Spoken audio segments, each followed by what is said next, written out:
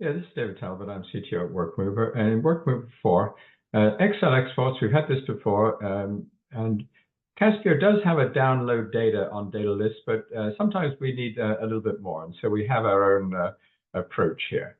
And so our Excel has a header section with the date and title, bit of cosmetic formatting. Important, a list of the selections that were in place when you downloaded the data. So, if you've sub-selected the data list, it tells you what you sub-selected. A user-defined file name, so you can remember what the purpose was. And also, we use Caspio REST APIs for doing this. It gives a lot more speed, especially on large data sets. So that was quite a useful thing for us, okay?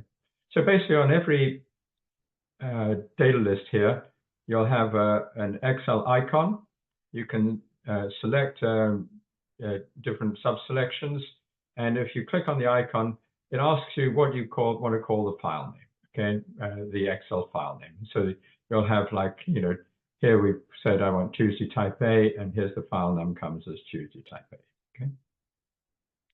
And so this is basic Excel, has a header section, date and title and everything like that. Record counts, a little bit more cosmetics. And then if you have done selections here, so for instance here, you selected just, organization 1 type A, it shows you that's the selection. And so that's why you have a different number of records than the unselected one at the top. Okay. So thanks very much then.